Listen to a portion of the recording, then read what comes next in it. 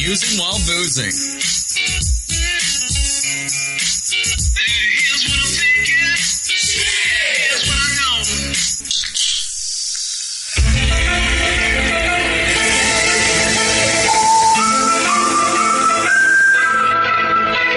Hey everybody, Carl here, again, brand new podcast. Today's fantastic podcast is brought to you by, again, the amazing team at Brazen Hall Kitchen and Brewery here in Winnipeg, Manitoba. We are so thrilled to partner with this team, and I gotta be honest, they are running a top-notch hangout right now. You have to get down there if you haven't already. And we're thrilled to hear that actually a lot of our fans have made it down and let them know that is the podcast that sent them there. So thank you so much for the shout-out. But more importantly, thank you for supporting an amazing sponsor. Brazen Hall is the best place to go if you like live entertainment and, most importantly, freshly brewed, unique, flavorful beer. You gotta get down there. They have some crazy specials coming up, including one evening I want to talk about, which is every Thursday. Forget just happy hour. What they do on Thursday is that's their Cask Hammer beer night. And they take a cask of uniquely brewed fresh beer. They smash it open, old-fashioned, think just like the goddamn Vikings did, and you get to have first sips of something that it was opened up right there. If you like beer and you like a unique experience, then, you know, grab a date, head down there, head down to Brazen Hall. It's located at 800 Pembina Highway. The link is always in the show notes. Say hi to Jeremy. Please tell them Musing While Boozing sent you, and have one hell of a great time. In addition, today's episode is brought to you by an event for the first time we're doing this. But big fans and sponsors of the show, Travis and Crystal, are actually having a wedding. And in Manitoba, we do something here called holding a social, where you have a little fundraiser, get your friends together, throw a party. Everybody that shows up, you know, buys a ticket, can win some incredible prizes. And, you know, there's a DJ, there's food, and of course there's more beer to go around that you can shake a stick at. So it's happening April 14th here in Winnipeg at the Assiniboia Downs, 3975 Portage Avenue.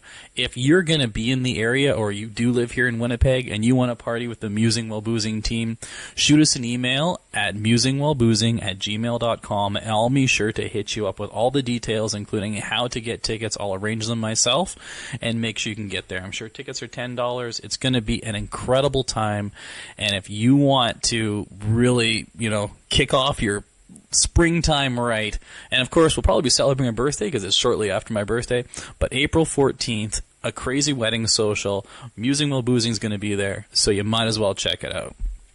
Today's episode, I'm jacked. I said it at the end of the recording, I was talking to our guest, and no word of a lie, one of the favorites we've done. On today's show, we have MJ Banias. This is a guy who, you know, we got a hold of thinking it was about, you know, an expert on UFOs. Well, he was a lot more than that, and God was I thrilled. MJ Banias is a writer, blogger, theorist, celebrated author, and he has a background in critical theory, history, and cultural studies. This guy looks at the UFO phenomenon not from the, you know, aspect of are there little green men, but what are the more philosophical implications of what people are seeing and, you know, how they're interpreting what they're seeing. Sounds a little confusing, but give the show a listen, because I gotta tell you, it was the most intellectual show we've had. Bit of a mindfuck. I thoroughly enjoyed it. By far my favorite guest so far, but that just happens every week. MJ is a former field investigator for a UFO investigation group called MUFON. He's been featured on multiple podcasts, not just ours, and contributes to the Mysterious Universe and RoguePlanet. He has his own website. It's terraobscura.net. Check out the links in the show notes. Also, there's links to a book that he contributed. We'll talk on the show. We talk about a book he's currently writing. Overall, it was one of the most intellectually stimulating episodes we've done, and I hope you guys enjoy it as much as I did recording it. Mike and I had a blast. This guy will definitely be back on the show again. You know, the hour and a half flew by, and I could have probably talked with him for another 2-3 hours. So sit back, relax, enjoy. This one's operating on a little more higher level than we've had in the past, but it never hurts to exercise those brain cells. So have fun, team, and whatever you do, keep musing while boozing. Musing while boozing, because the best thinking happens while drinking. Hot topics over cold drinks. Cheers. So yeah, we're live. We begin. Yeah.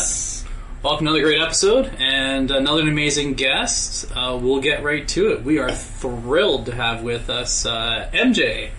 So last name again? Banias. I wasn't going to say it wrong, so there you go. Straight from you. MJ Banias. And he is here to give us an overview on all things alien. That's the cheesy, easy way to go there, but super cheesy. It's yeah, but it's good though because I like to start with a little bit of a rub, and then we can take it up from there. So MJ, welcome to the show. Welcome to Musing while boozing. We're thrilled to have you here. I'm stoked to be here. This is awesome. Like I've got a beer in my hand. Yeah. It's awesome down here. Yeah. We found the biggest take we've had. There are worse ways to spend an evening to sit down and talk with someone you know nothing about, essentially. Yes. And practice the ancient art of conversation. Yes. That's great. In some stranger's home. Yeah, well, I mean... Thanks for coming in. Yeah. You'd meet somebody in a field 1,000 years ago, you'd sit down, get caught up. That's true. This is how information was passed, knowledge was passed, there was no social media, no internet, nothing like that. Yeah. The door was even unlocked, so it was like perfectly natural. I almost left it wide open when I came in, my hands were full, so that could have happened. So this is fantastic. So I'll let you introduce yourself to our listeners a little bit, just in terms of a little bit about who you are, what you do. I know you have a blog, and then we'll sort of take it from there. Does that sound good? Yeah, sure. Fantastic. So I run a blog called www.terraobscura.net, and it's, I guess, a mix between looking at weird paranormal ufological stuff and mixing it with sort of culture studies and philosophy and critical theory. I also write articles for a website called Mysterious Universe, which is sort of like a paranormal sort of news site, I guess. Had a bit of a broader scope, more of a BuzzFeed type feel to it. It's almost like BuzzFeed, but sort of very links towards sort of strange news. BuzzFeed for ghosts. Yeah, and people who have aliens in their lives. Exactly. I've written a chapter in a book called UFOs Reframing the Debate, which just came out this year, as well as I'm currently actually writing my own book on the subject. Fantastic. So hopefully that'll come out in a year or two-ish at the latest. Yeah. We've already got a publisher, so we're all kind of good to go. Nice. Sweet. Yeah. All the links will be in the show notes, folks, so please go ahead and take a look, share, and see if there's anything there that interests you. So, any comments there, Mike? Or? Just your book, like what do you have training in literature and so I've got a background in culture studies and critical theory, as well as history and some philosophy, so my academic background is in those fields. The rest of it, sort of the UFO stuff, has always just been like a childhood interest, growing up watching the X-Files and the Outer Limits and all that stuff.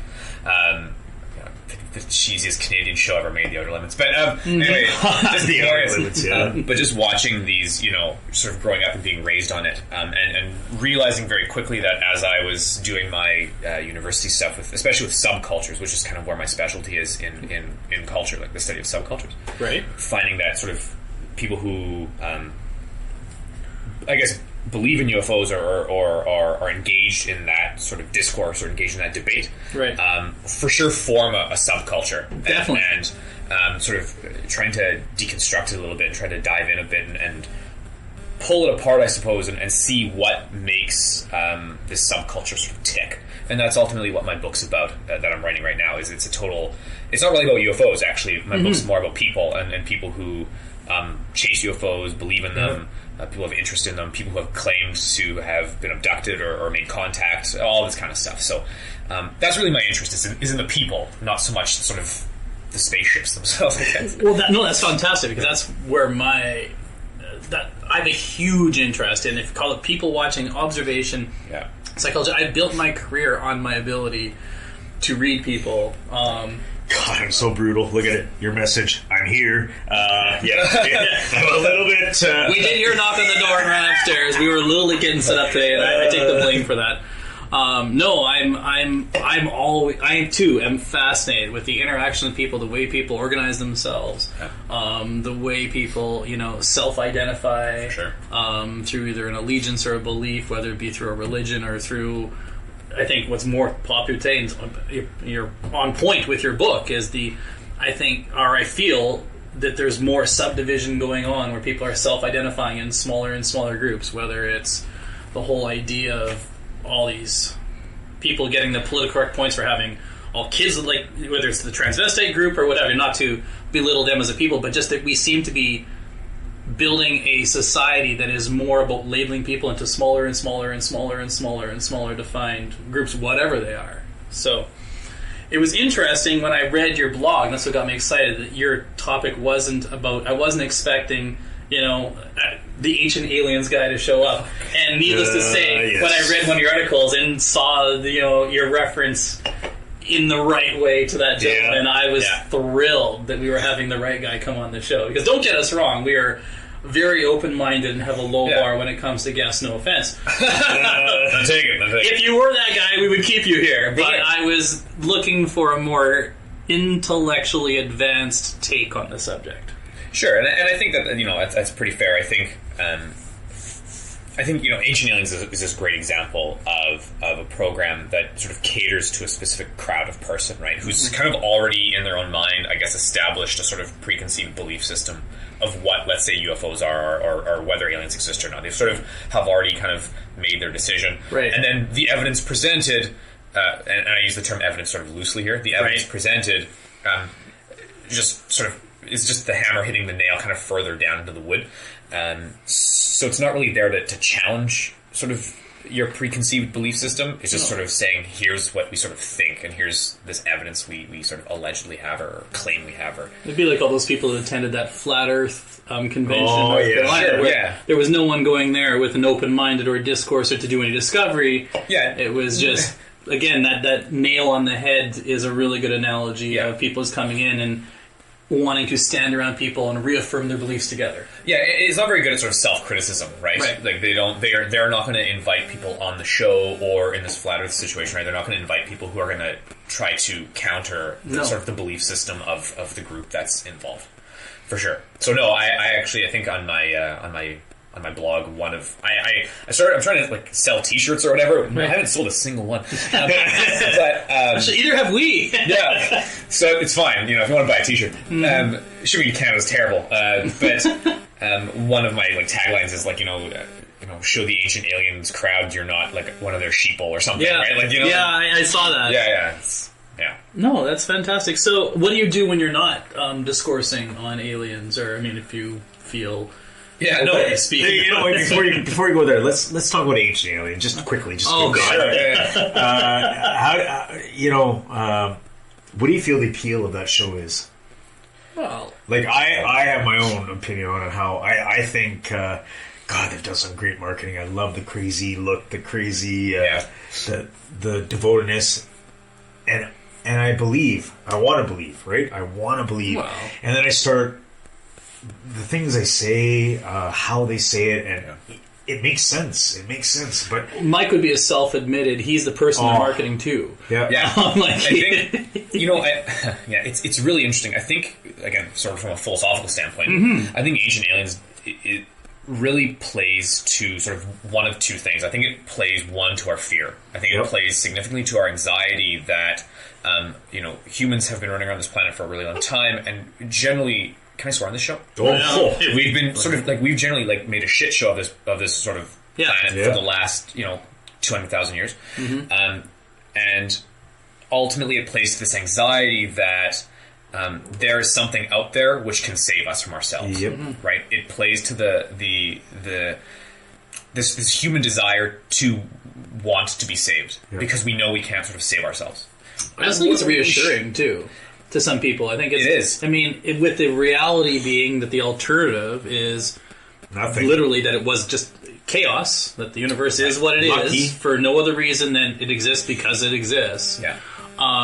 This provides their belief system an order, an alignment that they're not in the Jesus group, so they're in the there is a higher power. Yeah, of course, right, and that's sort of where the other side is too, right? Like on one hand, you have the anxiety, but on the other hand, you have the sort of the salvation aspect, right? You have that feeling that someone is watching out for you, and some people have found God, or some people have found some sort of religion, and I think sort of UFOs and the belief in UFOs and the pursuit of UFOs definitely has religious overtones and theological overtones, right? What was the name of that? Remember, we were in astronomy in university the year of Hale-Bopp and as they were going by, and the Heaven's Gate cult. Yes, Heaven's Gate. Yeah, the 90s.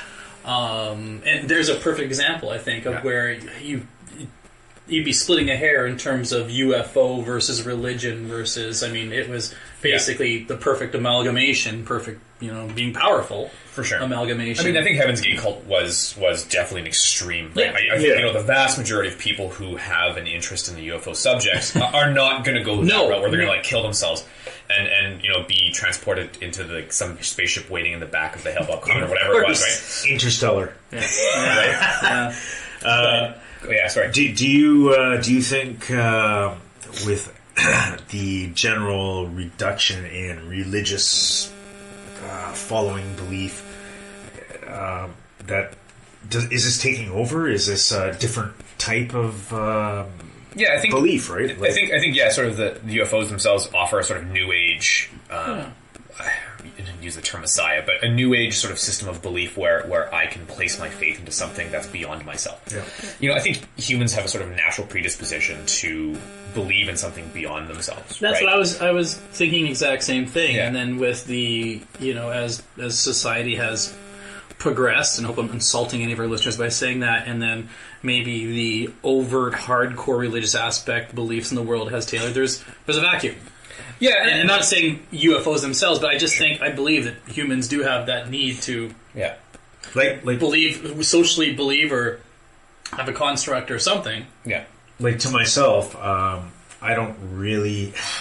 Man, I've come back and forth between believe in God, not believe in God, believe in aliens, not believe in aliens.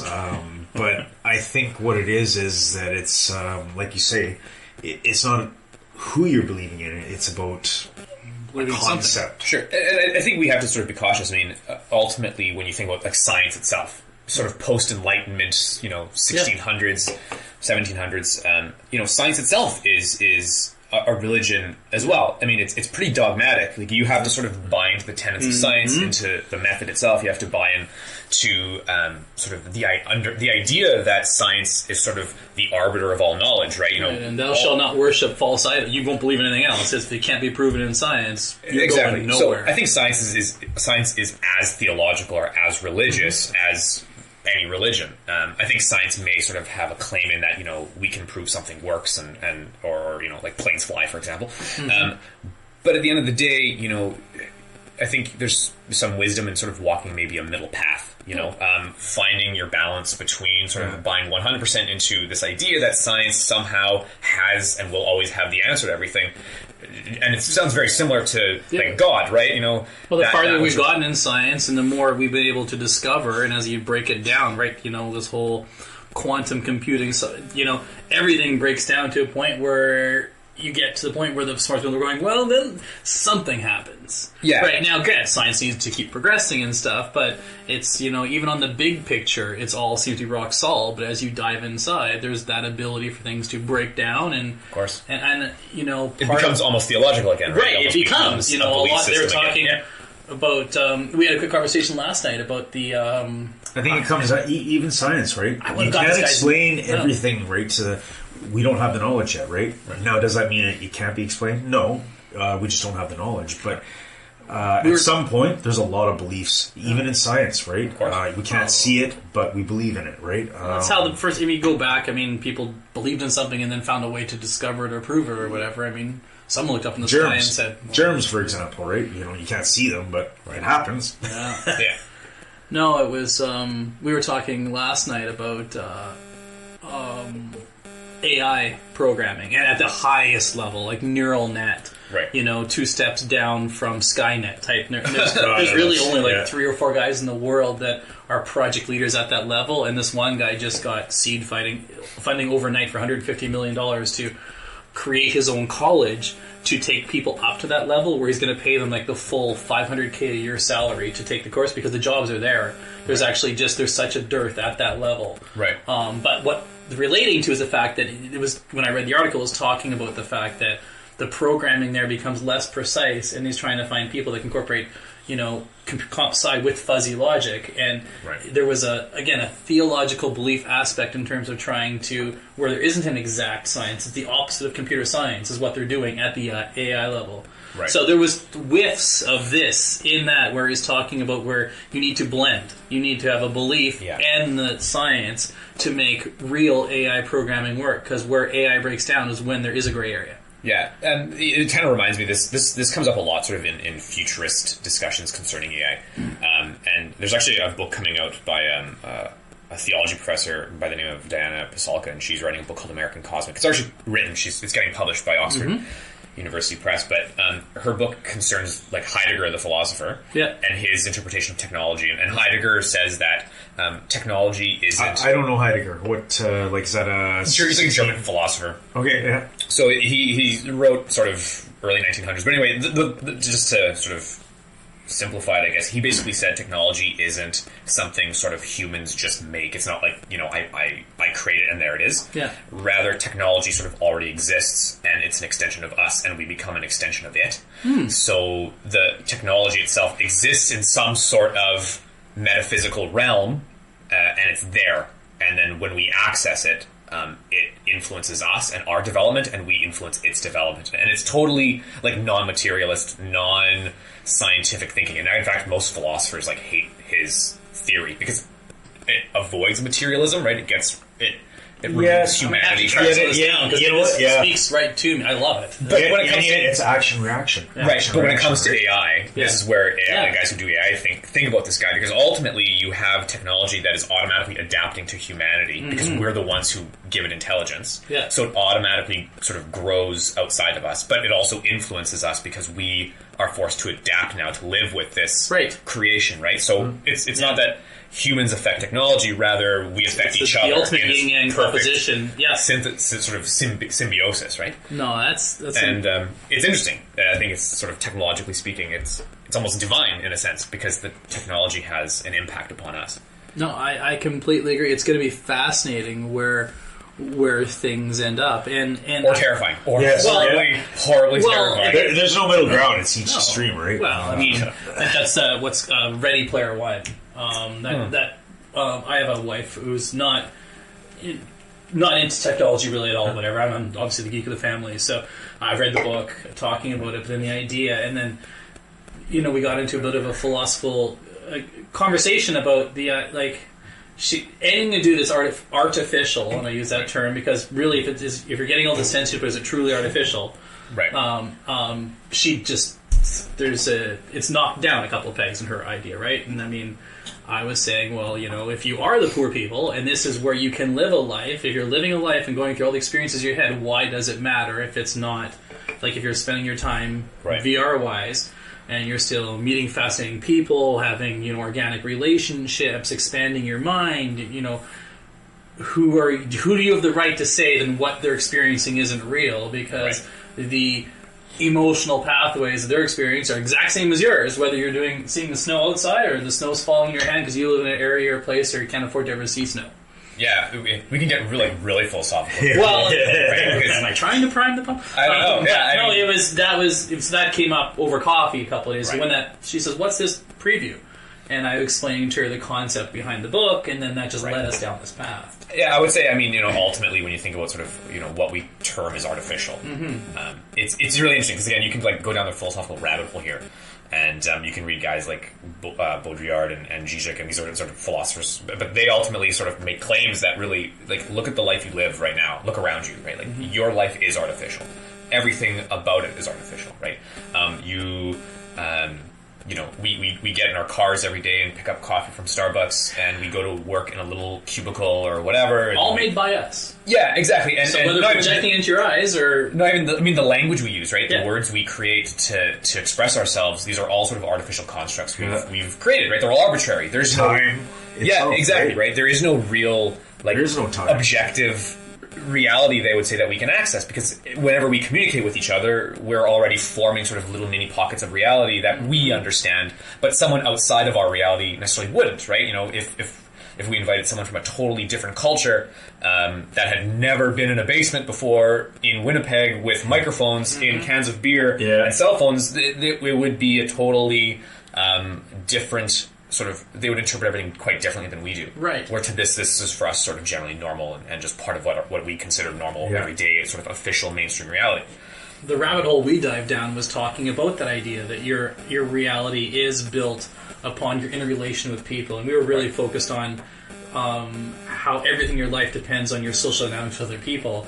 And somehow I got to the point, because I want to go try it out here in Winnipeg, was, I said, well, we talked about, an thought experiment being, well, what if you lived your whole life in like the isolation tank environment where you maybe experiences some other natural factors but no human involvement? And then how different would we be, and what would your consciousness be like if you had nothing to compare yourself to other people? Because she's really interested in the sociodynamic, kids comparing themselves to other people and the whole interplay between groups of, am I good enough, am I bad enough, what is happiness, am I being happiest to make does my happiness derive from just making other people happy or vice versa? So I said, if you take everybody else out of the equation, and then where do you end up? And is that truly the non-artificial? And I said, you have to get there through an artificial means of living in an isolation tank, but that was and I think, 3 years later, we're like, okay, we need to go to bed. Yeah. That's where we ended up, was in that. I asked her to come tonight, actually, because she's like, it sounds too high level for me, so she's no way. I know, she's just needs to. Wendy, you just need to get out of your kids. Yeah. Come on, next time. Next time. Well, and definitely, I feel there will be next time, so... no, that's fascinating. We actually did have... way off topic of UFOs. Well, we'll get there. Yeah. It's organic. Well, because this conversation, this question that we did have one of our listeners out there when we did launch say that, hey, we had you coming out, and we have sort of like a chat group there, and the question sent to us that we have to present to you that we did promise. So Eli, I got right here. Yeah, you got it? Eli, your question is this. I love this question. If the prevalence of UFO sightings is a correlation to people's desire for escapism and feelings of alienation in an increasingly technological world. Wow. So, which is really funny, because that we almost touched upon a little bit about that, I feel. So, but that was his idea, was the fact that he goes, are people's belief in UFOs really just some way to, I think, push responsibility aside, and that escapism piece really caught my attention when we sent the question. So before we started talking, I'm like, that's a great question. After talking, I feel it's in line. So what are your thoughts? Yeah, I want to be cautious, because I don't want to presuppose, for example, that UFOs are not real. No, I sort of remain agnostic towards the UFO question. I'm not going to write off that it's all sort of hokum and there's no such thing. Because ultimately I can't prove that, nor is there sort of any evidence to support that, right? No. Neither is there evidence to suggest, though, that every single UFO sighting and every single person who's been abducted and every single person who has sort of had alleged contact or experienced this strange phenomena is sort of also legitimate, right? I think there's a sort of middle ground here that we sort of, I sort of roam down, because I've spoken to a lot of people. I've spoken to a lot of witnesses. I've spoken to a lot of contactees or alleged contactees and abductees. I've spoken to people who sort of make a lot of claims. Yeah. And some of them, Do you see a correlation between, or it's not a correlation, a similarity?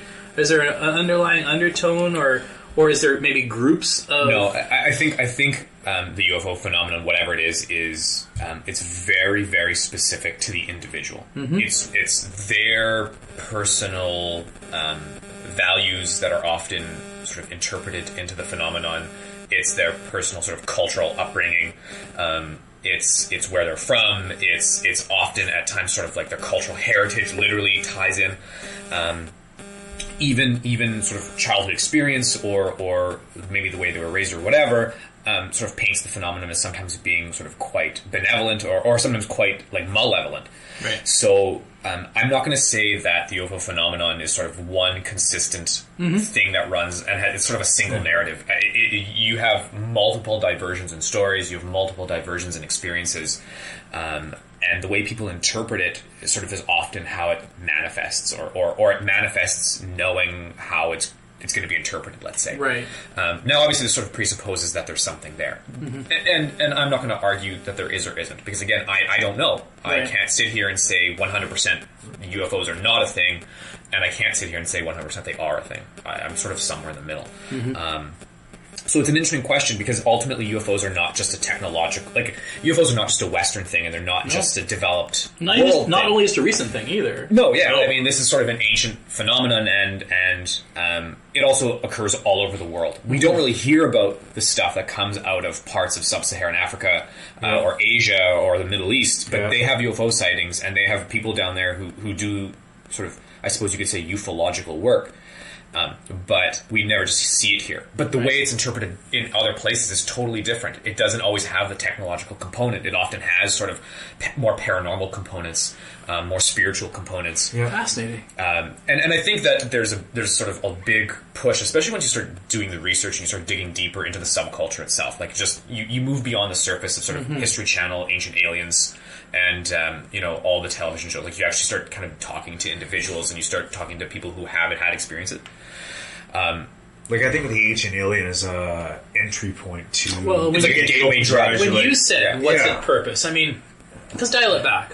What are your first memories, or what got you interested in the whole concept?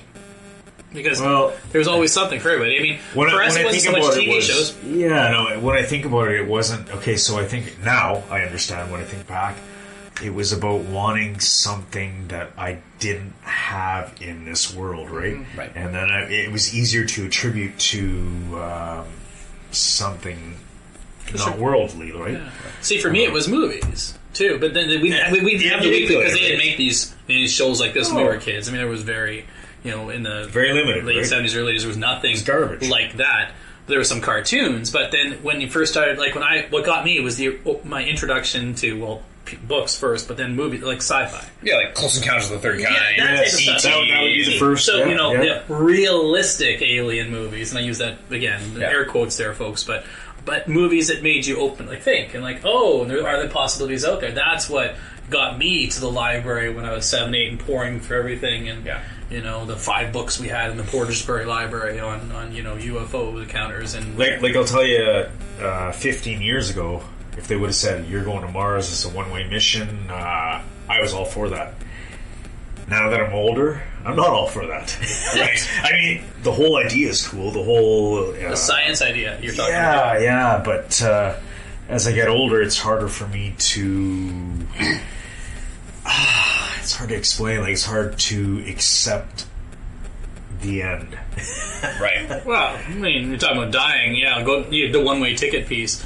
But the excitement for science and stuff for me is I'm totally excited. I think by the time we're 80, I mean, shit, Musk or somebody, you'll be able to go up into space at some point. Just be a money thing. I mean, we're relatively close. That's not unrealistic. But so I'm wondering, as technology gets more advanced and there are more possibilities in the real world, is that going to have effect on the UFO subculture? Because the wonderment won't be there as much, right? Like, I'm just wondering if I would love to see on a macro scale. For sure. And that's where I'm interested, right? Is the fluctuations of belief systems. But you see this for sure. I mean, you look at UFO reports coming out of the late 1800s in like the Midwest United States. People were seeing what they refer to as airships, like literally like zeppelins with propellers, and the pilots were.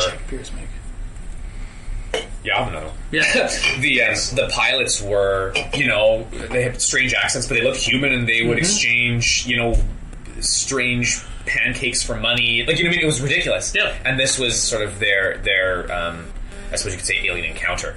And then, those ones I brought, the Czech one. I went through in the bottle, the stuff I brought. Oh, yeah. Sorry. 1930s, 40s, and 50s is like the flying saucer craze, right. And then then into the 60s and into the 70s. It gets interpreted into your exactly, and into dynamic. Into the 70s and 80s and 90s, we got sort of black triangles became the thing, and right now it's like orange orbs. Like orbs are sort of the thing right now. Everyone's seeing there's just these strange orange orbs over around.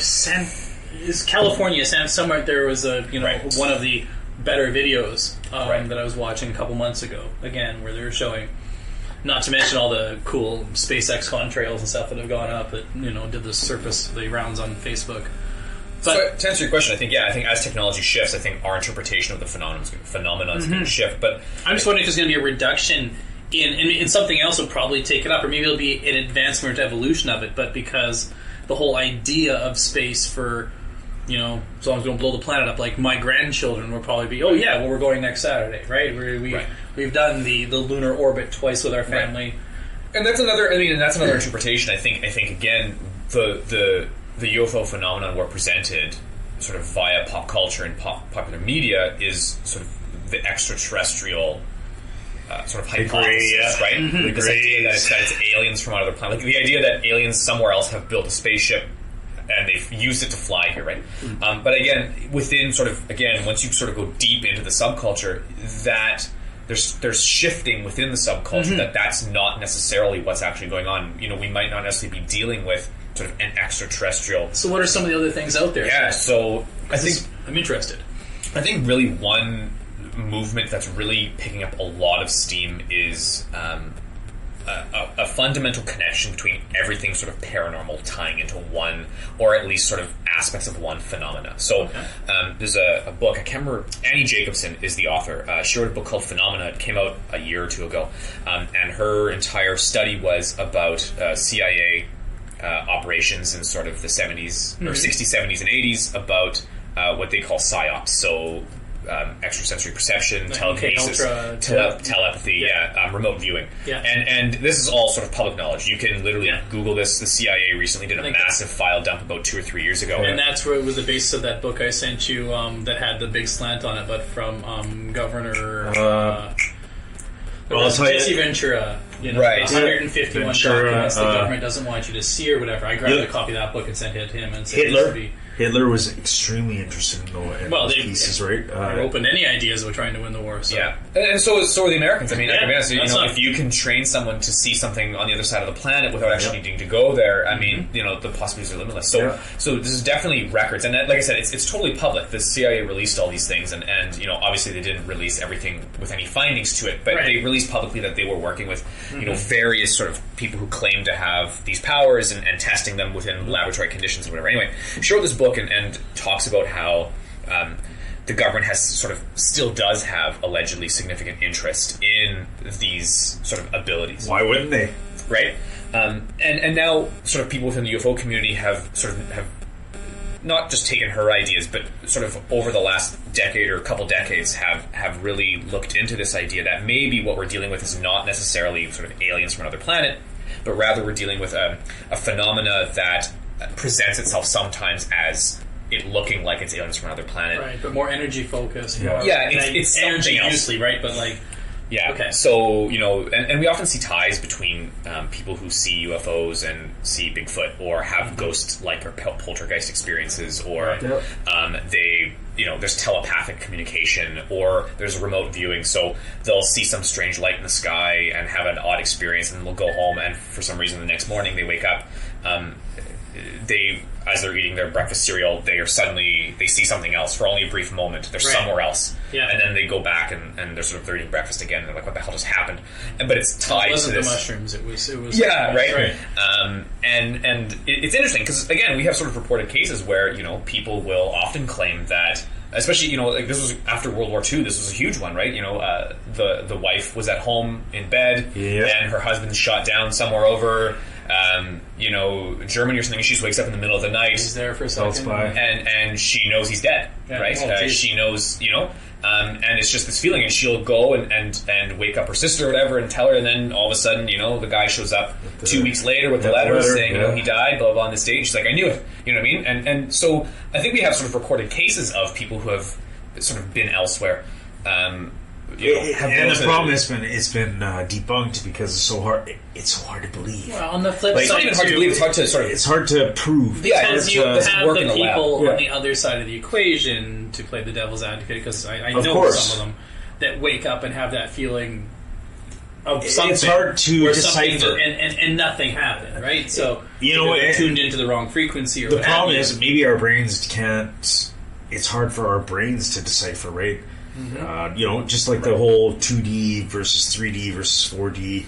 Yeah. Maybe we just don't see it. Yeah, and Yeah, I mean, whatever this phenomenon is, Yeah. according to Jacobson, it doesn't necessarily lend itself well to laboratory conditions, No. right? It's not going to behave like you want it to behave, right? It's going to sort of be, it's going to be a system based on anarchy and not on order. We don't know Sounds enough. like a book We I just have to don't know enough. It's very cool because I guess it's totally like it's cited and it's scholarly and you Oh, you read should it. email me. We'll put the links to all of them in the Yeah, show sure. notes It's a because good book. I'm probably going to download half of them. So Right. it's fantastic. Very cool.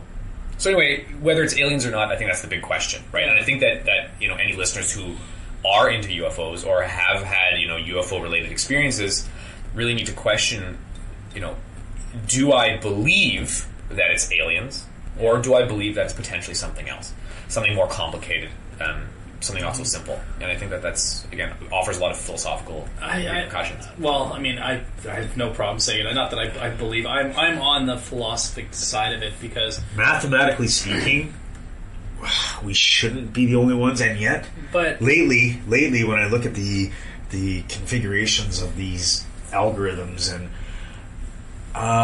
we might actually be unique, and I've never considered that before. Like we might have been lucky and Lonely and in frightening. an astronomical way. yeah, but even then, in the part that people I think keep forgetting because everybody lives in a now and a me environment is just the astronomical age. So there, like Star Wars says, a long time ago, I in a get galaxy it. far, far away, I get it. there is no reason to believe that other.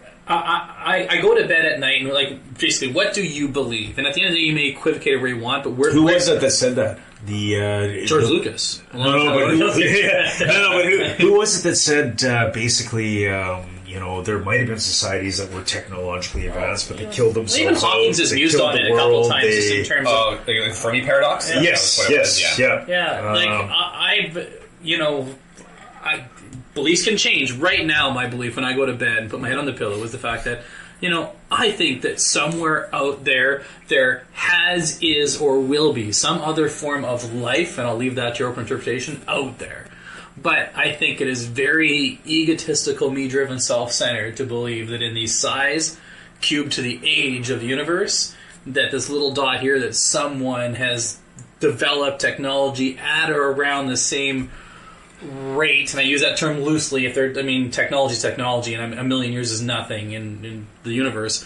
To come and buzz by our blue planet at the same time, I grew up wanting to believe that, Right. and that was what got me interested. But as I learned, and it was the factor that really somewhere before university, we're just the whole time thing, where you just got grounded in how long the universe has been and will be around to say.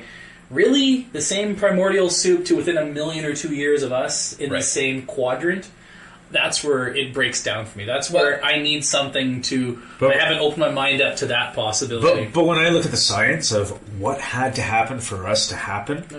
Which they still don't really know. Jeez, they don't know, but what they do know, all these things that just had to happen at the right time, the right place, That's the right ultimate distance. science breakdown, right? It was okay. So Wow. Mr. Scientist in the lab coat. Yeah. Right. Where did we come from then if it wasn't God? Right, and it's a great. Science really hinges upon sort of a materialist interpretation, right? Everything that's see sort it, of, smell it, test it. exactly. If it's in front of you, it's real. If it's not in front of you, and I can't recreate it. Exactly. Let's make life in a petri dish, right? Yeah, and I think again, this is sort of I think where philosophy and even psychology takes it over a little bit. I mean, you read Carl Jung, who's sort of a psychoanalyst, Freud's right-hand guy. I think they had a fight, actually, so maybe they... Anyway, the point is, he made the claim, for example, that all consciousness is united. There's a unification of consciousness. So we don't know where... Like the Borg. Yeah, so just less frightening. But Mike doesn't find the Borg. They're awesome. That's how life should be. You would have signed up at 30 for that. That's right. Can I choose to be assimilated? Can I... Take me now! Like Jung said that all consciousness is connected, and just to say that there's humans, and then potentially if we kind of expand outwards into the universe and into potentially multiple dimensions, is there a potential that all consciousness is unified under one system? Philosophers have dealt with this a lot. It's called the mind-body problem. We don't know where within the human mind you exist. Yeah. We can cut off the connections, right? Like, I can shoot you in the head and you're suddenly different. It's not lobotomy, whatever. Exactly. It's not that I've destroyed your consciousness or you. I've just destroyed the connections. Yeah. So I've cut the wires, but you still have a sense of you. You are still you, and you still exist. The problem is you just can't communicate it to me. But ultimately, no one has been able to pinpoint where thought is or where consciousness is within the mind. So ultimately, then, what's to say that the mind itself or consciousness itself exists within matter? Yeah. We don't have evidence to suggest our mind just plugs into it somehow. Yeah, we could potentially plug into a greater consciousness, and just because we can't sort of always interact with it could just be a limitation of biology, the limitation of the connections of how, like, you know, neurological dendritic connections function. They just can't tie into the broader landscape of consciousness, let's say. But, you know, Jung would say, listen, there's tons of evidence to suggest that we are unified. There's tons of evidence to suggest that, you know, via archetypes or common ideas of what we consider good and bad, common mythologies across cultures would sort of argue cultures have never met each other, have similar concepts of the good guy, the bad guy, the hero, the shadow. Well, that's something that fascinates me incredibly. These archetypical characters that, again, are shared across societies that have never met. You know, perhaps there's something to be said for this unification of ideas. We often think similar thoughts. So what's to say then that we just don't extrapolate outwards? What's to say that there aren't other intelligences out there that are tapping into us, or we're tapping into them, and that's the UFO phenomenon. Yeah. Well, that's there's the UFO tie-in about the aliens moved the culture from, or brought it down, or that's their explanation of the overbearing. That's where it came from, so to speak. That ancient aliens. Yeah, well, from where? Yeah, but you have Peruvian versus Egyptian. Right. You know, same ideas, same words, same structures, same technology. Never, quote unquote, having met. I found the problem with ancient. It's kind of sloppy ancient aliens, because ultimately it's still materialist. They're still making the claim that it's aliens from somewhere else took their spaceships. I'm saying that's their interpretation of that concept. Yeah, and it's like they're close. But it's like the same old, but it's like the same old stuff that, you know, you've been sold. It's just Stargate. It's Stargate, right? Yeah. There's nothing sort of unique there. The movie was good. Show not my favorite. No, the movie was great. The movie was fantastic. Show, none of the iterations really worked for me, but I've just showed that show to my oldest son, who's now, of course, is missing all this stuff, right? So, and that one, old movies are hit and miss. I showed him the worst movie ever last night or 2 nights ago, Hudson Hawk. With nothing else ever seen. The Bruce Willis one, and got like 2% on Rotten Tomatoes. Don't recommend it, but it actually talks about Da Vinci a little bit. Anyways, then that one wasn't a winner, but Stargate was. He was a big fan. I like how Simpsons. I'm going to really bastardize this. I like how Simpsons really have that one episode where God's playing marbles with the universes. Like, it's like the opening scene to just a 5-second scene. Really, the same thinking behind that is like the same mindfuck exists when you watch the first opening credits to MIB 1, 2, or 3. I don't know. Yeah, I'll do that. But they're playing marbles. Yeah, it ends up in like the cats. You know what? The cats. Yeah. So same thing, but no. And yet, it is. We cannot discount it. We can't. 100%. You don't know what you don't know. I mean, you have to decide where the ground is level for you. I guess. I'm not going to spoil. I don't want to spoil the X-Files for you, but like last week's episode was where literally the aliens. It was imaginary. It wasn't real, so it never actually happened within the world of the X-Files. But an alien shows up and basically says, you know, we've built a wall around your solar system. You know, you're free to Trump. You're the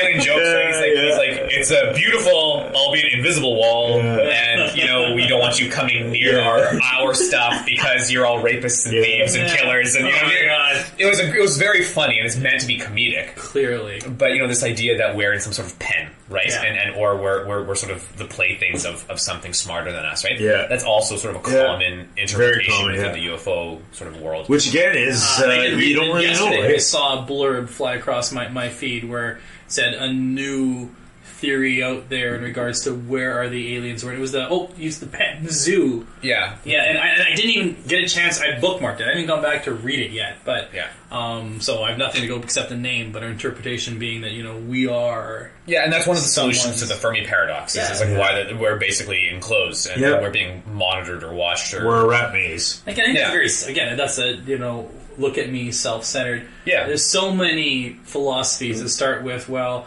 in some way, shape, or form, my individual consciousness is the most important, and I'm living in the most important time of the world. Yeah. How do you see that, though? Because Well, no, because a lot of from people their say- perspective, we're nothing. No, but We're I'm not. saying- We're a speck. That's if you. But the guy who wrote that theory is saying, "Look at me, I'm important, and I'm being watched." And that's what I'm saying is that the theories that are I've created. never thought of it that way. I've always thought of it as It's we like- are inferior. We are, and that's why they're. It's just it might be fun for them. It's something to do. They're bored. Well, that explains if there are aliens, what they're thinking about. But the people who write it are saying, "Look at me, I'm the ones being watched." If you go back through, Wow, I've never thought of it that way. the same guys that on a much simpler scale is the. Oh, I'm the one that's telling you the world's ending, and the most important thing in the world is happening right now, and next week he's wrong. But it's always about the me, and there's that whole psychological aspect that people think they're living in the most important time at all times. I hear this often, like whenever I sort of interview witnesses or when I interview contactees or abductees, whatever you want to call them. I guess there's delineation, but whatever. Yeah. When I talk to witnesses, let's say. Often the story goes is the feeling that they were chosen, right? That they feel special now, or they serve some purpose. And often the narrative on sort of behalf of that which contacted them, whatever it is, this intelligence.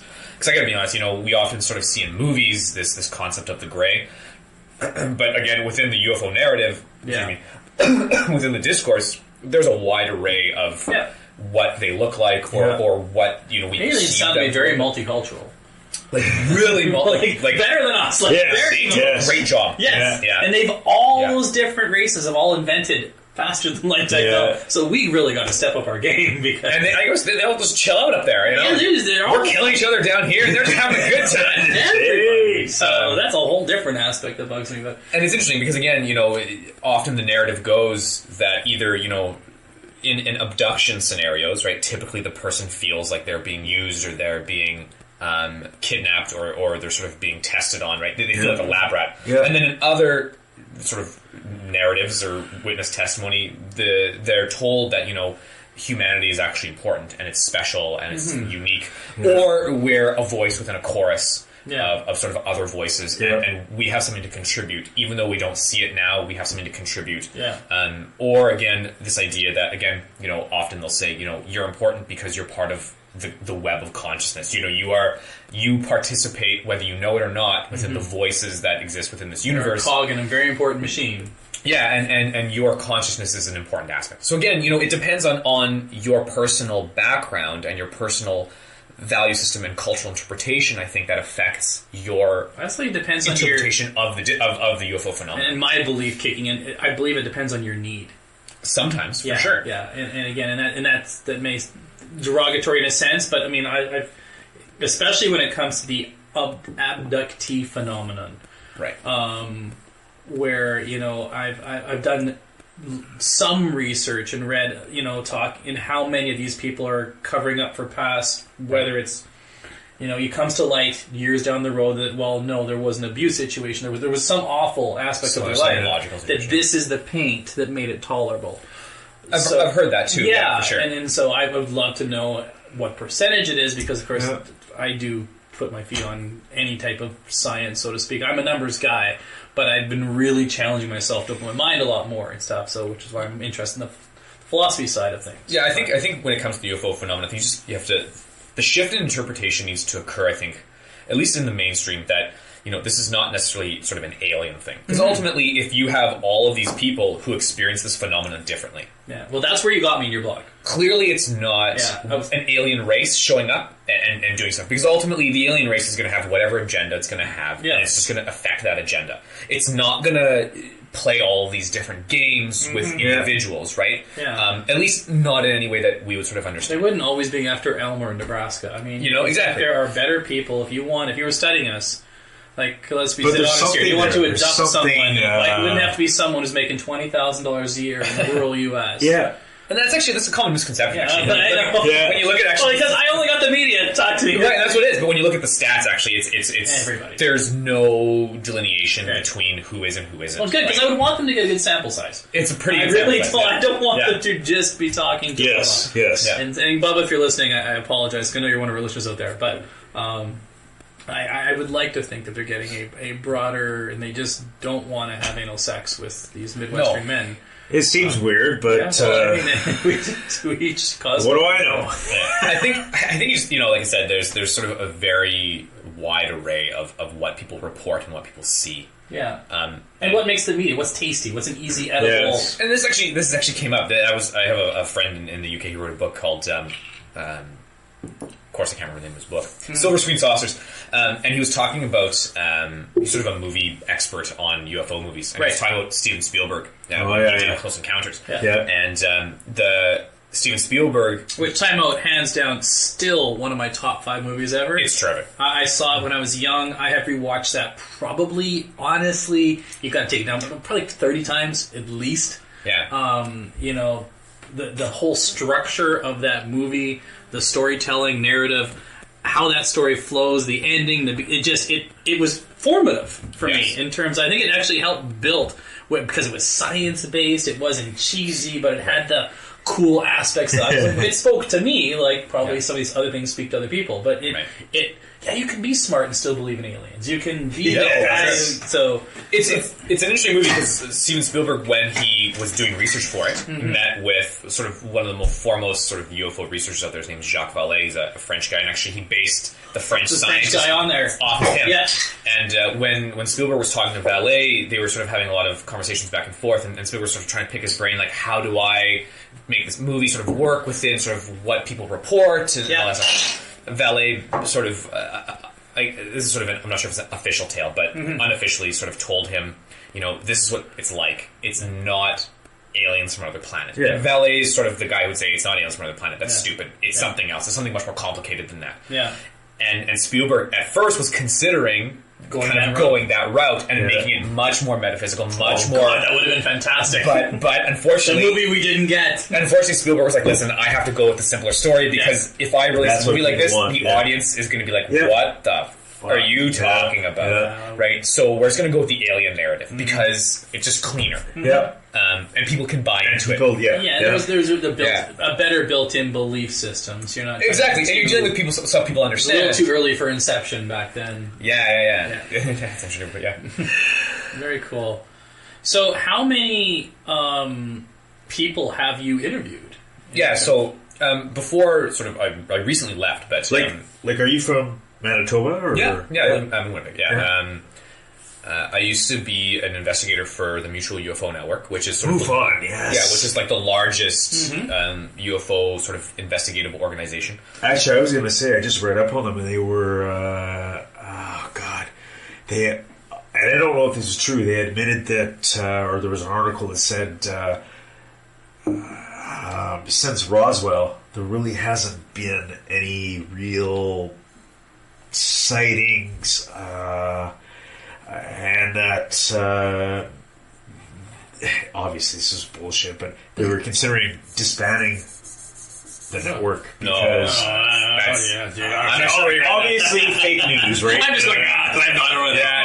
And I don't believe it, but the fact that it was just put out there, right? Like, it's just I wouldn't take that. No, it's I'm not sure if that's accurate. You may have read. No. Obviously, the internet is full of interesting stories. So anyway, I used to be a field investigator. So I for a couple years was the local guy here. So if anyone submitted a UFO report to MUFON from Winnipeg or from Manitoba, it would sort of go through their system and then come to me, and I would investigate. Recorded instance, is Manitoba the hotbed of Canada? So we're pretty quiet over here. Okay.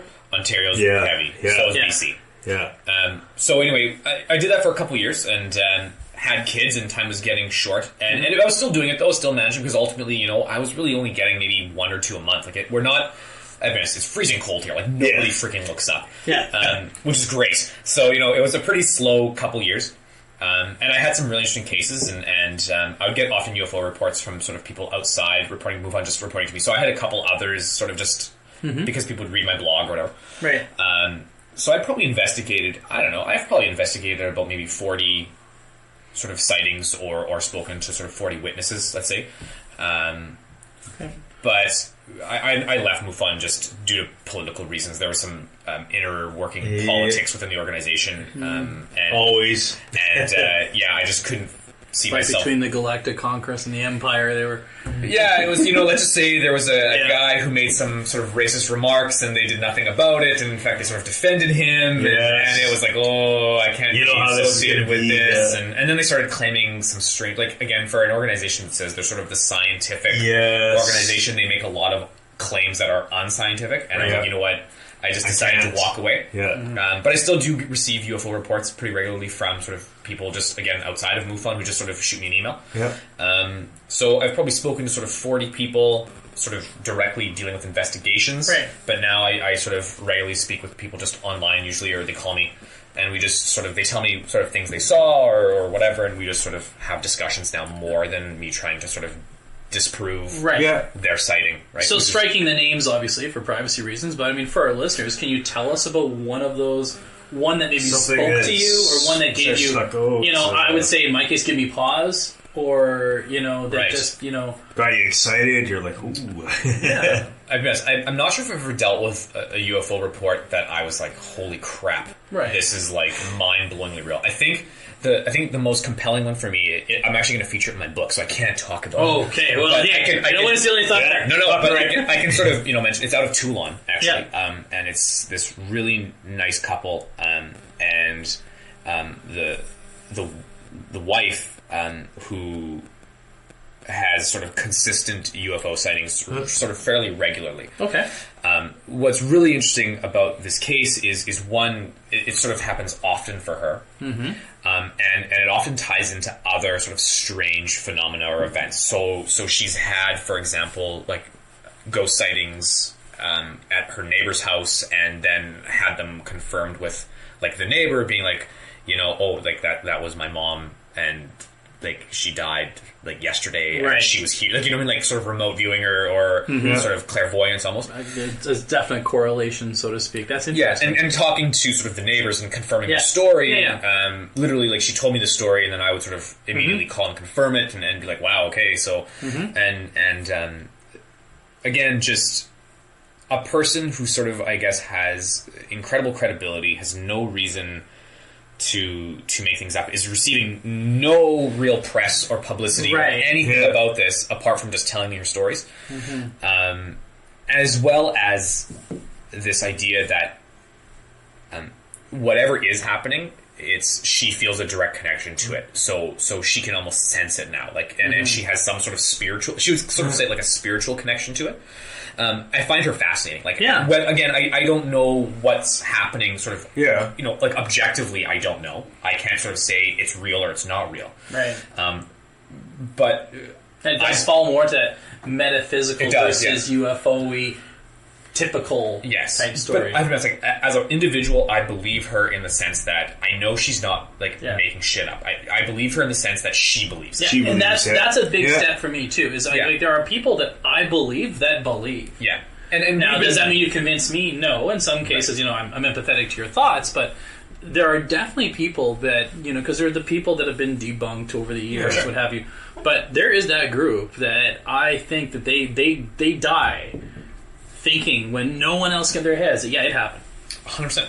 And those are the ones that fascinate me, because then what truly did happen, whether internally or externally, to drive those thoughts that led you down that path that says, oh yeah, my God, this. And it's like it's changed your life, right? And that's the kind of the interesting thing. And then I think that's for me what is a good indicator of someone who has had what I would sort of say a real life-altering experience versus someone who's either making it up or something strange happened and now they're turning it into something big for maybe publicity. Or it's changing life through their own intentions. Like they're doing it for the publicity, for the book deal, for the movie deal, whatever. And she has in no way milked this. I'm the only person she's ever spoken to about it. And she's not getting royalties from the book? No, she's not. And I'm going to feature her story in the book. And her sort of, she wrote a piece for my book concerning her sightings. But again, it's not like this is going to be a money grab or anything. This is just her story, and she's willing to come out with it. But to me, it's mind-blowing that she is willing to talk about it and come out and say it and also talk about how it's sort of changed her and how put yourself out there in today's environment with the whole social media and news spreading and And not only that, but it's also like how it's shaped, like totally reshaped her life. Like she believes in things now that are stuff she never would believe in if this never happened to her, right? Or just the way she experiences life. It's she's a different person as a result, right? Whereas in some people they kind of stay the same, but they just sort of tell the story, right? You know what I mean? Was that part of God's plan? Was that part of the alien plan? They get into that whole the philosophical questions that are raised, right? Who's guiding this person's life, or is it sort of self-induced? But again, you're still raising a lot of important questions here. A lot of interesting sort of thought experiments and philosophies that come up. It's almost, and again, you touched on something, and as I was flashing back to, I'll straight a more recent episode of Joe Rogan's podcast, where he had someone who was talking, but it was on conspiracy theories, but again, not about the theories, about the people who believe in them. Right. So again, that metaphysical aspect of what's going on there, and he was. The guest was talking about if you can break somebody's barriers down and get them to believe in one, then the likelihood is that they'll believe in a lot more other things. Like if you can, strip the veneer down to get them to say, you know what, okay, can I get you convinced this? And suddenly, whether it be, and a couple earlier on the show, you talked about someone who, UFOs, and then of course they'll believe in like Bigfoot too, so to speak. Yeah. That got me clicking, and you said something else about this lady, and then suddenly now she was open to other things, and so I hear that resonating every time I listen or talk to someone about the bigger picture of this. But you don't know cause and effect. Well, no, but it seems to be that if you can find someone, then there's a high statistical correlation that if they believe in this, and again, it makes some sense. Right? You don't know cause and effect. But they believe in a bunch of things. Right? Yeah, I don't know what's causing it. I'm not talking about cause at all. I'm just saying that if they believe in UFOs, then you're way more likely to believe in ghosts. And to me, that either could be some very uncorrelated proof that it is a overreaching. It does speak to that overreaching aspect that you're talking about, that it is a much broader based phenomenon that people are self-interpolating, maybe a shiny ship or a ghost or what have you, and maybe there's something there, which gets me thinking. So. Yeah, this is you're really hitting on the sort of the crux of what's really happening, I think, right now within the UFO discourse, within the UFO subculture, is a lot of people start off in a materialist mindset. Yeah. The world around me is what it is. And then they have an experience, or they start talking to people who've had experiences, and what happens is they start to shift from that materialist mindset into a more idealist mindset. They start to realize that maybe what I was taught in school or in university is not necessarily 100% how the world operates. Right. And I have to be honest, there's going to be, I think there's countless people out there who started off as materialists, and even scientists who started to dive into stuff like quantum physics and started to dive into even quantum computing and mechanics, that they're starting to realize that the universe is much more spooky than the way that they originally thought. And it doesn't make sense, right? That word shows up. Spooky. It's so funny you mention that. That word is used. It shows up in journals where it literally breaks down to this makes no fucking sense. It's not black, white, on, off. No, it's both simultaneously and none at all. Heidegg's cat is existing everywhere. Yeah, like it is truly. It is. Yeah, it's what do they call it? With I think it's Heidegger's uncertainty principle, right? It's spooky action at a distance, right? What they call. So this is pretty normal, and I think we talked about AI earlier. You talk about a lot of these guys who are doing, like you say, high level AI research. For them, I'm sure those boundaries are starting to break down. This idea of materialism versus idealism, that the universe is not. This, right? Well, it's not solid like we think it is, because ultimately everything is comprised of stuff that's moving in all directions at all times. So that once you start looking at it, it starts to behave differently when you're not looking compared to not looking at it. And then is it moving here? Is it not moving over there? Now you get into the time. Well, now is God. I wish I had that guy's name, but that's where we were talking about last night, where he's the problem. It's a catch-22. It's tough. All these kids are taking comp sci, and we don't understand that. Our brains are just we've been conditioned to believe. We've been trained, right? Your first 95% of your training computer science is very manual, Pascal delineated. It's binary, what have you. And then you got to take people that have the aptitude for computers at that level, and then completely fuck with their minds and say, now I want you to program with ideas that are not linear, which are not binary. And right there's a break point. Yeah, well, which truly is. Business doesn't accept. Which is why there's so few people that are able to work with the programming they're trying to come up with for computers that don't really exist yet, when they're talking about the quantum computing program, they can't think outside the box, right? Yeah, your brain just doesn't.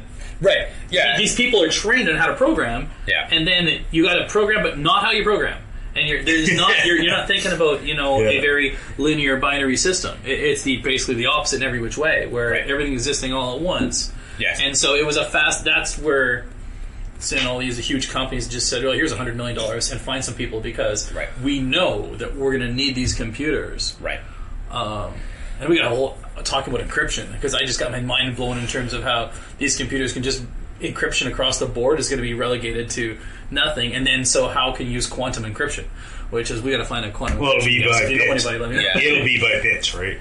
It was fascinating about reading about quantum keys and about how because basically once there has allegedly been tests already that our online banking, you go in there and make your withdrawals, that these computers just is like click on. You're opened up and great. We just did 1 million years of calculations all at once. Yeah. Now I can see it. So now they have to Bitcoin. So that they flip it around. Now they're using quantum keys to come with encryption. But now you have like a trillion possible examples or whatever. So. Not sure we got. Sorry, I said I just want to. I got him. There's philosophy buddies. Yeah. Heisenberg's uncertainty principle, not Heidegger's. Heidegger's the philosopher. Yeah, it was Heisenberg. Heisenberg. Yeah. Schrodinger. Sorry, Schrodinger. Yes. I was trying to explain that to. Yeah. That's embarrassing. I apologize. We took a one philosophy course together back. I completely forgot about it until Big Bang. We used to sit up until 4 in the morning. So we've known him since I was 4. And we're obviously clearly older than that now.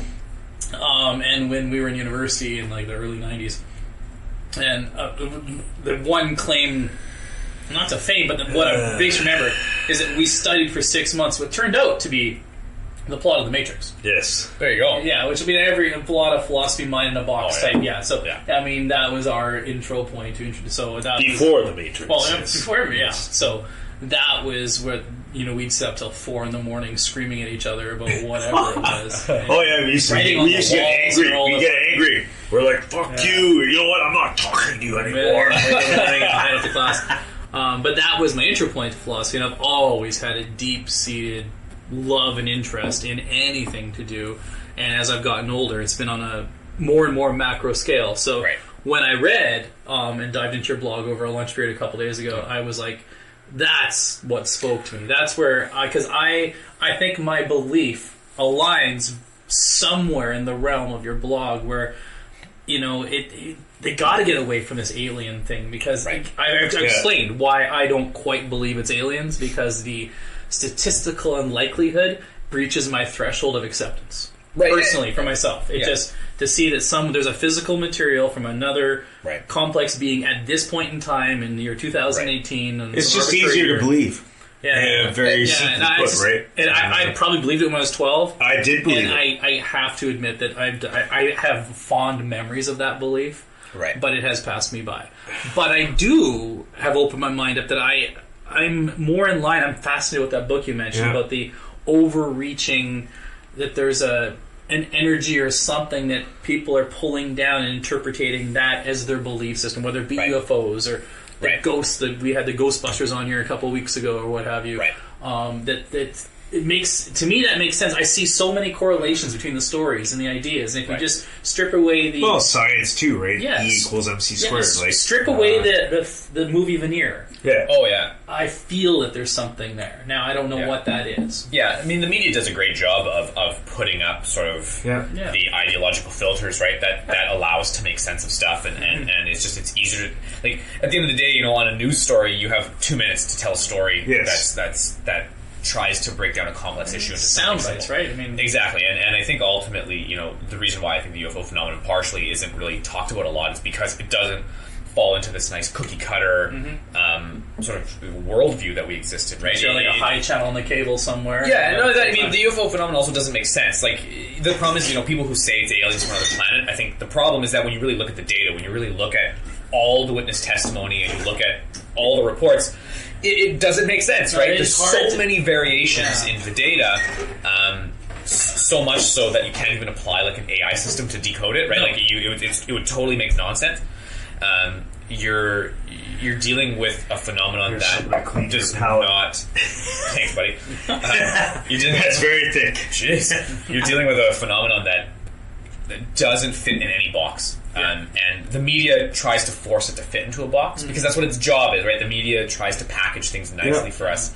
So I liked your Quick, open letter to the easy. History Channel and whatever. Yeah, thank you. Yeah, No, but the idea behind it really, it resonated with me. It was that, these shows are, and Mike said, what's the point of these? I think they are an entry point. I think they are, For sure. and it grabs someone's interest. That's not what they're portraying, but I No, mean, somebody no. who can overlook the media. Because remember, like, everybody hears about something for the first time once, right? Oh, yeah. I mean, it's at some point. So, Dylan's at home and he's interested in, the concept of UFOs and he sees a show like this. Well, nothing's going to instantly believe, but it gets him moving in that direction. And then, Yes. Yeah. If for any listeners out there who want like a gateway drug into the UFO world, but want like a more, let's say, fair approach, Yeah. I think one of the best shows out there. It's relatively local. It's on APTN. It's called Indians and Aliens, and it's a television Like, show. is this Hopi Indian? Is this No, it's predominantly Hopi is in the States, by name, but yeah, it's predominantly Canadian. So Yeah. it's done by a Canadian film, a Canadian producer. God, his last name's Webb. I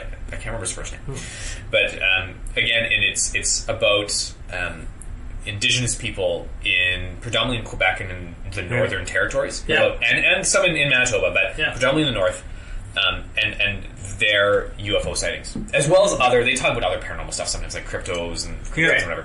But ultimately, one thing that's great is he approaches the show that we're going to tie in this idea of sort of the visitors, whatever they are, with sort of indigenous belief systems.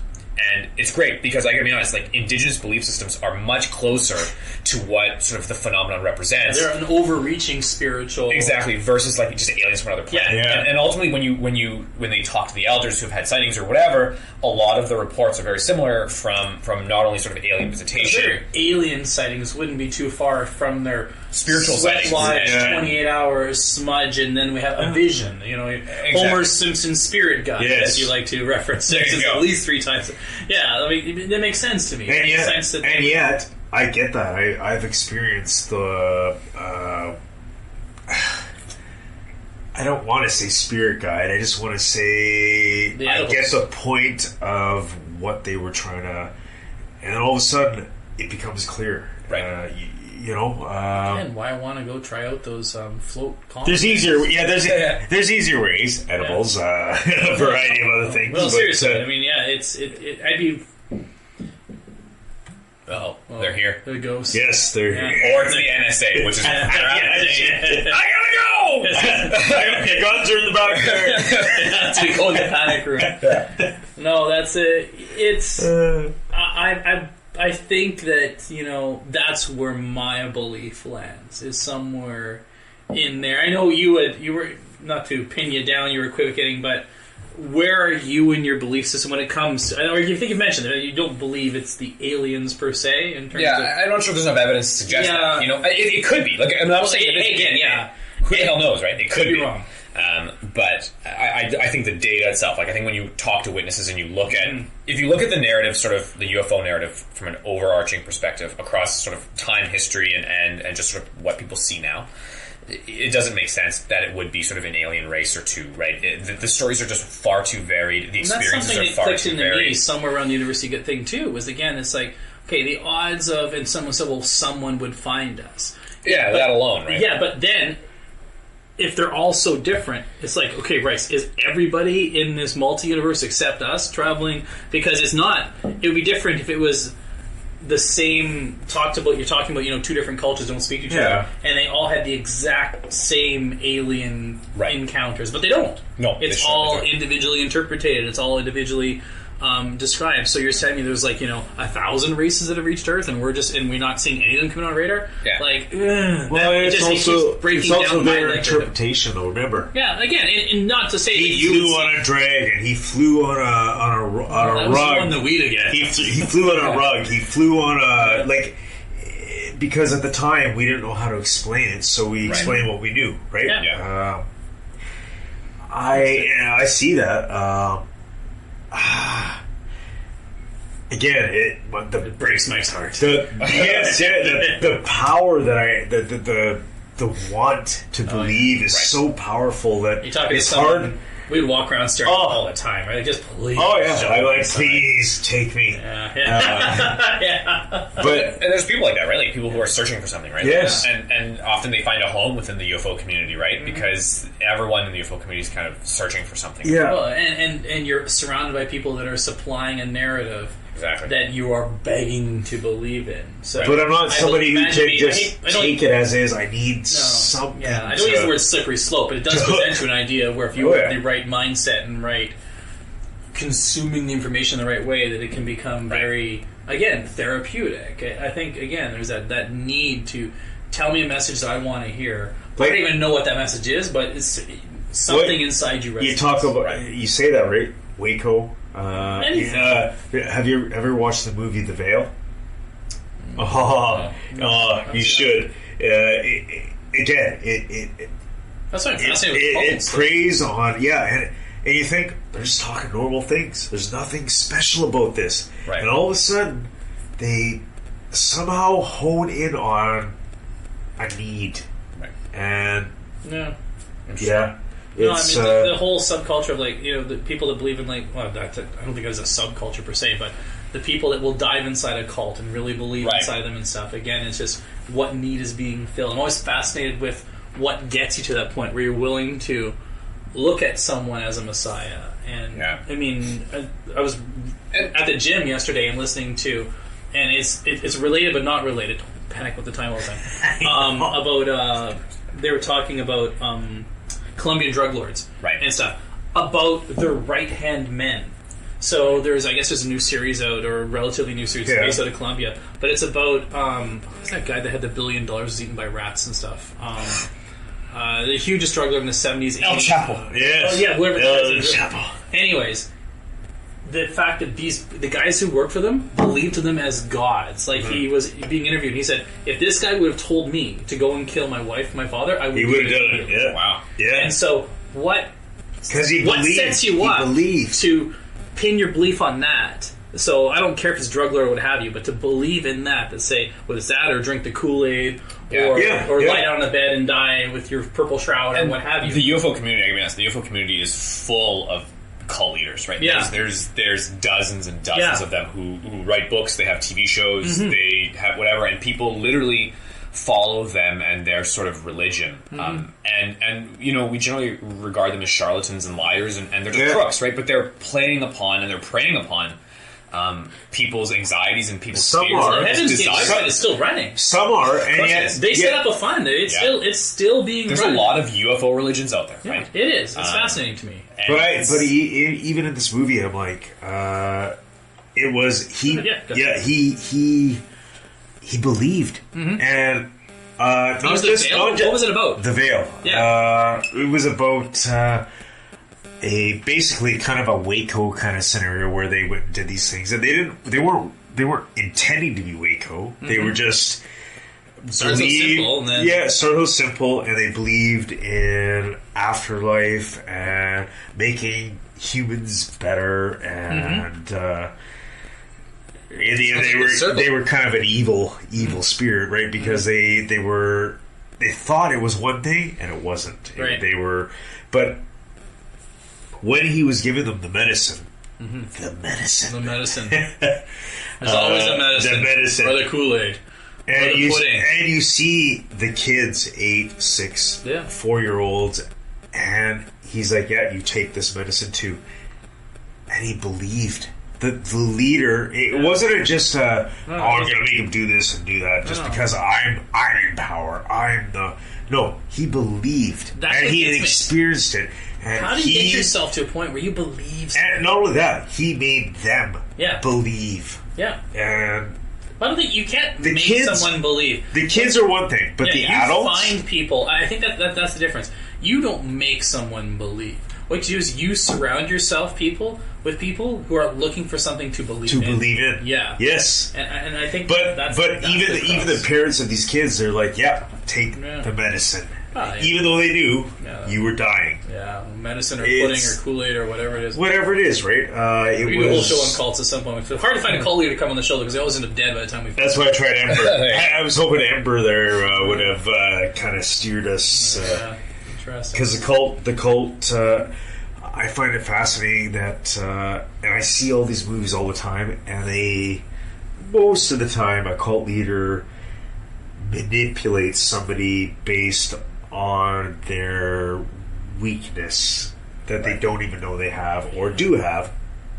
I think they're generally experts on people, right? Well, like, yeah, they're highly empathetic, highly Yes. sympathetic, Yeah. highly charismatic. And yet they don't know. They would be great marketers. Yes. Oh, Yeah, if you could take these people, Yes. and they were one step away from being like the stars of Mad Men. If you could have just flipped them, because there's not a big difference between a cult leader and say Jeff Bezos as he's in the growth mode of Amazon, right? Getting people to believe, fucking amazing. I'm going to take this book You company psycho and turn it Machiavellian. into turn it into some company that's going to make me worth $100 billion. Yeah. Right? Like there's a fine line, and I I think you have to have some sociopathic tendencies, right? believe, Or you have to definitely. we set up structures to teach people to do things, and yet the most extremes are never. They don't follow the structures. No, whether good or bad. And I think it's the whole yin yang theory. But yeah, they're the best of the best. You always look at them. They never went through university. They never did. They did things on their own terms. They literally were experts, I think, at the human condition. Yeah. And then that just manifested in whatever they were doing. Yeah, and they just used it at their advantage for sure. Interesting. Anything else you want to hit on there, bud? No?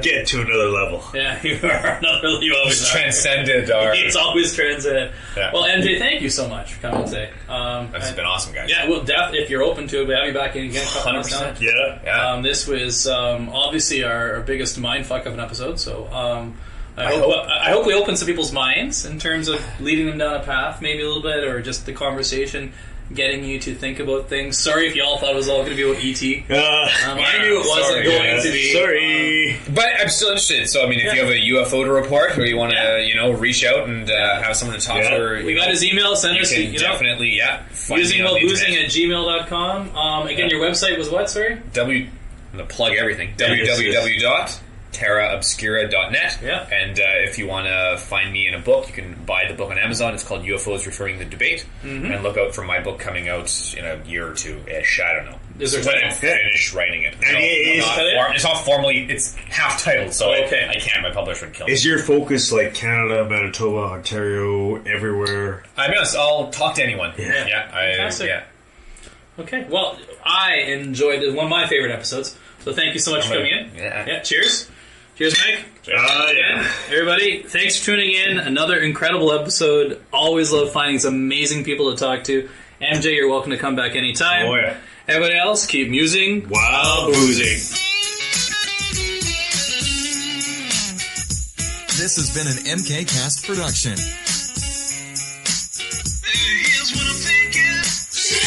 Here's what I know. I'm thinking if I take another drink of whiskey, I'm gonna wake up on the floor.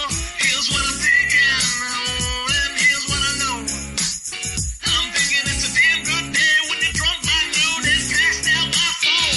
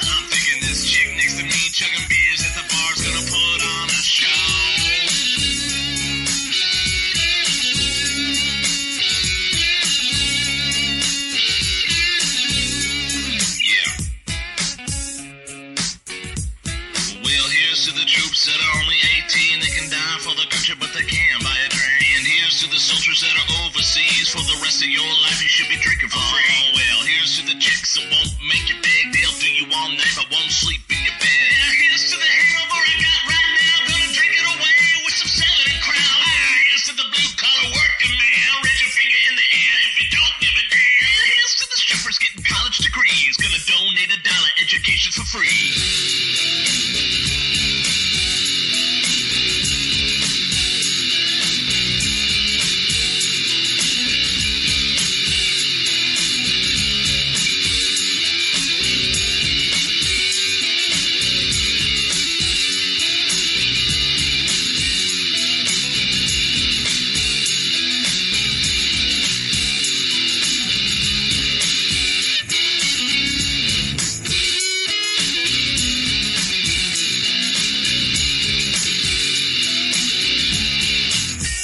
Here's what I'm drinking. Here's what I smoke.